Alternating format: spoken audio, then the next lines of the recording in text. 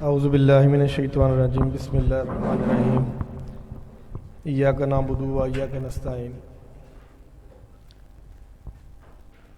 اے اللہ، ہم تیری عبادت کرتے ہیں، تجھ سے مدد مانگتے ہیں۔ آج محسن عابدی صاحب نے مجھے یہاں پہ بلایا، میں ان کا بہت ہی مشکور ہوں۔ اور یہاں پہ جو دوست ہمارے جماعت کے اور میرے ہیلے کالج سے، پنجاب یونیورسٹی سے پرانے دوستوں کو آج ملاقات کروائی،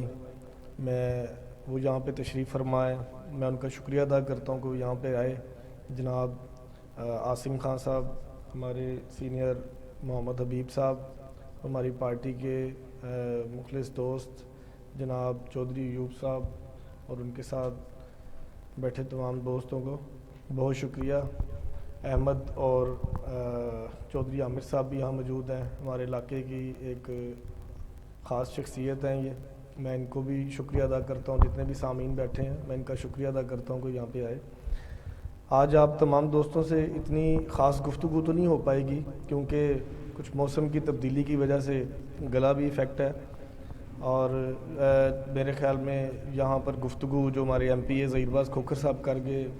اور حبیب صاحب نے کی، بڑی بہترین گفتگو کی انہوں نے، اور سبق آموز تھی۔ میں پھر بھی کچھ اس میں مزید ایڈ کرنا چاہوں گا، وہ یہ کہ شعور اور خودداری، یہ سب چیزیں جو ہے نا وہ خود بخود تو نہیں آ جاتی، یہ ایک درد آپ کے اندر ایک ہونا ضروری ہے، ایک ایسا درد جو انسانیت کا درد ہوتا ہے، اور وہ درد آپ کو کتابوں میں نہیں پڑھنے سے ملتا، وہ درد آپ معاشرے میں جب آپ نکلتے ہیں یہ سوچ کر کہ میں نے کسی بھی انسان کا دل نہیں دکھانا، میں نے ہر انسان کی مدد کرنی ہے، کیونکہ کوئی بھی انسان اس دنیا میں آیا نا وہ بغیر مقصد کے نہیں آیا۔ اللہ تعالیٰ نے کسی کو بھی پیدا کیا تو بغیر مقصد کے نہیں پیدا کیا، ہر ایک چیز کا ایک مقصد ہے۔ ایک کیڑا بھی اگر اس دنیا میں آیا تو اس کا بھی ایک مقصد ہے۔ تو لہٰذا یہ جو شعور ہے اور خودداری ہے، اس کے لیے آپ کو اپنے اندر ایک درد پیدا کرنا ہے انسانیت کا، کیونکہ عبادت کے لیے جو ہے وہ تو اللہ تعالیٰ کے فرشتے ہی کافی ہیں جو عبادت کر رہے ہیں اللہ تعالیٰ کے، لیکن انسان کو کیوں پیدا کیا، اس کے لیے خاص ایک ہمیں یہ سوچنا چاہیے کہ ہمارا مقصد کیا ہے اس دنیا میں آنے کا۔ صرف عبادت کرنا، کچھ لوگ عبادت کرتے ہیں تو لیکن کچھ اپنی باتوں میں اپنے عمل میں ایسا کر جاتے ہیں کہ لوگوں کا دل دکھا دیتے ہیں۔ بیسک کہتے ہیں نا، دل میں خدا رہتا ہے، دل میں اللہ تعالیٰ رہتا ہے، تو دل اگر دکھ گیا انسان کا تو مجھے بتائیں کیا ہم جنت حاصل کر سکتے ہیں؟ کبھی بھی نہیں کر سکتے۔ تو ہمیں جو کام بھی کرنا ہے وہ اللہ کے رسول کے لیے کرنا ہے۔ شعور ایک ایسی طاقت ہے انسان کی جس سے ہم کسی بھی دنیا میں کسی بھی کونے میں چلے جائیں ہم مار نہیں کھا سکتے۔ شعور آئے گا تو ہم دنیا میں ہم کہیں جاب کرتے ہیں، ہم کاروبار کرتے ہیں تو ہر جگہ پہ ہم کامیاب ہو سکتے ہیں۔ آپ شعور کے اندر سے اگر آئین نکال دیں نا، میں اس آئین کو لیتا ہوں عمل سے، اگر آپ شعور کے اندر سے آئین نکال دیں، عمل نکال دیں، تو صرف شعور رہ جاتا ہے، تو صرف انسان شعور ہی کرتا رہ جائے گا۔ تو لہٰذا اس شعور سے باہر آئیں، اپنے اندر عمل پیدا کریں، اپنی زندگی میں ایسے کام کریں جس سے آپ کا معاشرہ آپ کو یاد کرے، پھر آپ اس شعور کی جو ہے نا وہ منزلیں طے کرتے ہیں، اور اپنے اندر ایک ایسا سیلف کانفیڈنس پیدا کریں جس سے آپ کوئی بھی کام کریں تو ایک ایسا سیلف کانفیڈنس آپ کے اندر ہونا چاہیے کہ آپ کہو کہ میں نے یہ کرنا ہے کام، آپ کے اندر ایک ایسا عہد ہونا چاہیے۔ اور وہ کیسے آتا ہے؟ یہ وین سے آتا ہے، یہ شعور سے آتا ہے۔ شعور آپ کے اندر، ہم کسی کمپنی میں جاب کرتے ہیں، ہم کیسے جاب کی منزلیں طے کرتے چلے جاتے ہیں، ترقی کرتے چلے جاتے ہیں، تو وہ ہمارے سینئرز بیٹھے ہمیں دیکھ رہے ہوتے ہیں کہ یہ بندے میں آگے بڑھنے کی صلاحیتیں ہیں، اس کے اندر کام کرنے کا شعور ہے، اس کے اندر آگے بڑھنے کا شعور ہے۔ تو جب ہمارے پاس شعور ہی نہیں ہوگا، ہمارے پاس سوچنے سمجھنے کی صلاحیت ہی نہیں ہوگی، ہم زندگی میں کامیاب بھی نہیں ہو سکیں گے۔ لہٰذا اپنے اندر عہد پیدا کریں، عہد سے خودداری پیدا کریں اور اپنے اندر شعور پیدا کریں۔ میں پاکستان تحریک انصاف میں اگر شامل ہوا تو میں یہ سوچ کے ہوا کہ عمران خان فلاح کا کام کر رہا ہے، تو فلاح کے کام میں انسانیت ہے، انسانیت کا درد رکھ رہا ہے، انسانیت کا درد رکھ رہا ہے، اور آگے اس فلاح کے کام میں ہم آگے سے آگے انسان کی مدد کر سکتے ہیں، ہم معاشرے کی مدد کر سکتے ہیں۔ بہت سے ایسے غریب لوگ ہیں جن تک شاید ہم نہ پہنچ سکے، لیکن یہ ایک ایسا پلیٹ فارم تھا جس سے ہم میرے خیال میں جب یہ سیلاب آیا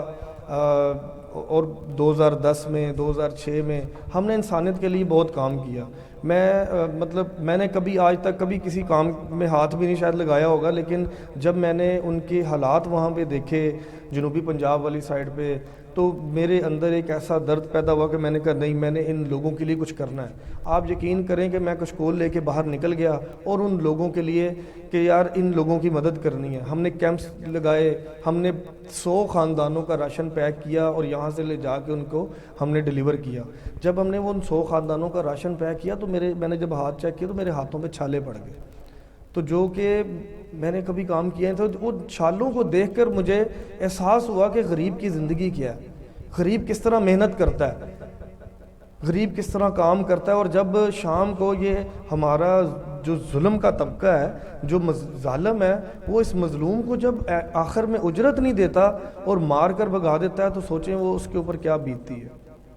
ہمارے پاکستان میں تقریباً 3.5 کروڑ کی آبادی ایسی ہے جو دن میں صرف 300 روپیہ کماتی ہے،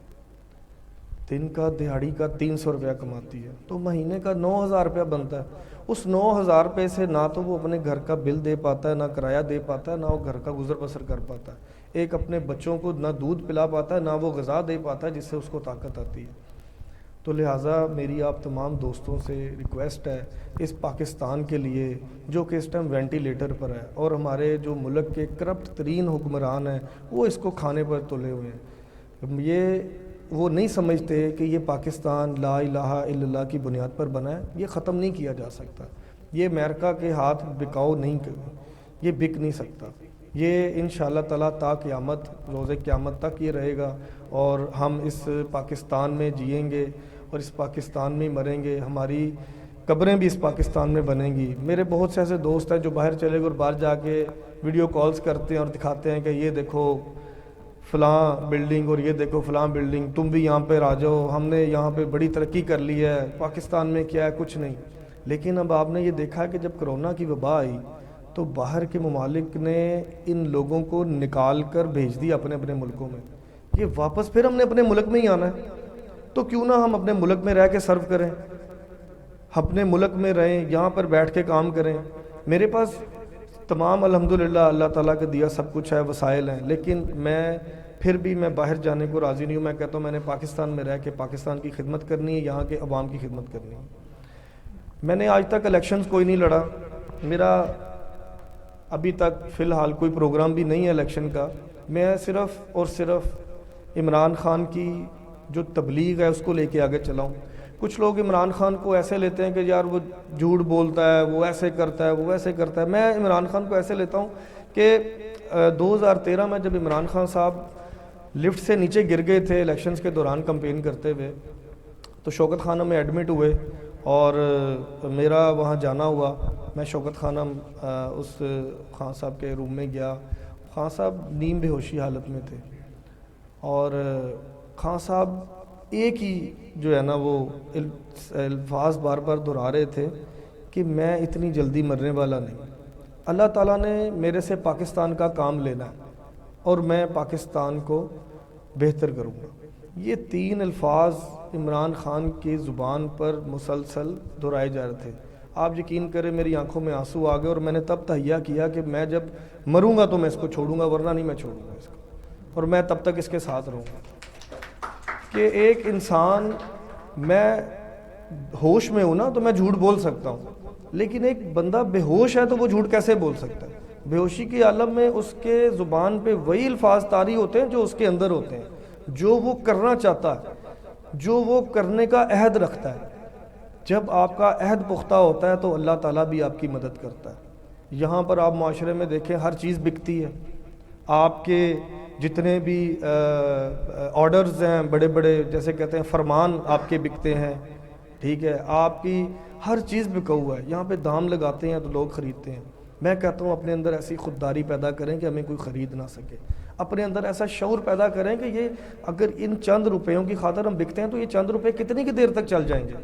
لیکن اس کے بعد ہم اپنی زندگی میں ایک ایسا کلنک پیدا کر لیتے ہیں، معاشرہ ہمیں کہتا ہے یہ بکاؤ بندہ ہے، اسے جا کے خرید لو، الیکشنوں کے دنوں میں یہ بک جائے گا، یہ آٹے کے تھیلے پہ بک جائے گا، یہ 2000 روپے پہ بک جائے گا، یہ 5000 روپے پہ بک جائے گا، 10,000 روپے پہ بک جائے گا۔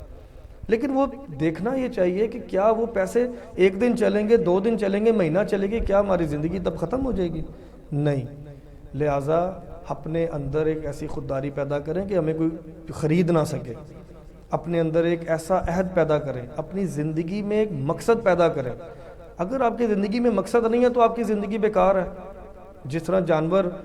سڑکوں پہ چل رہے پھر رہے ہوتے ہیں، ان کی زندگی کا مقصد کوئی نہیں ہوتا، وہ کبھی یہاں جا رہے ہیں کبھی وہاں جا رہے ہیں، لیکن الٹیمیٹلی ان کا جو اصول ہے رزق ہے، ہمارا بھی الٹیمیٹلی اصول رزق ہی ہے، لیکن مقصد کے ساتھ۔ انسان اس لیے ہم اشرف المخلوقات کے، ہمارے اندر کہا گیا کہ آپ شعور کے لے کے آئیں اور اپنا ایک مقصد زندگی کا پیدا کریں۔ اگر ہماری زندگی میں مقصد نہیں ہے، ہم ختم ہیں۔ ہماری زندگی میں کوئی ایک ٹارگٹ پیدا کریں، جیسے کہ انسان جب پڑھنا شروع کرتا ہے تو بندہ کہتا ہے یار میں نے میٹرک کرنا ہے، ہمارے خاندان میں سب سے زیادہ لوگ جو ہے نا وہ 8ویں سے بھاگ گئے ہیں، تو میں میٹرک کر کے باہر نکل آؤں گا۔ چلو اس نے مقصد تو پیدا کیا نا کہ وہ میٹرک کرے گا۔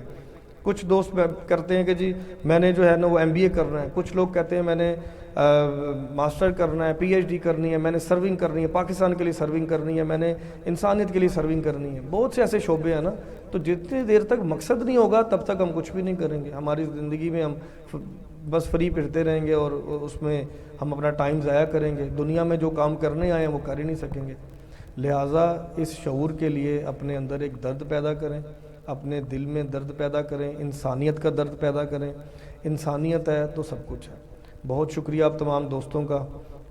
آپ لوگ تمام دوستوں نے مجھے سنا، بہت شکریہ۔ میں محسن عابدی صاحب کا بھی شکریہ ادا کرتا ہوں کہ وہ اس طرح کی محفلیں سجاتے رہتے ہیں اور ہمیں مدعو کرتے رہتے ہیں۔ بہت شکریہ تمام دوستوں کا۔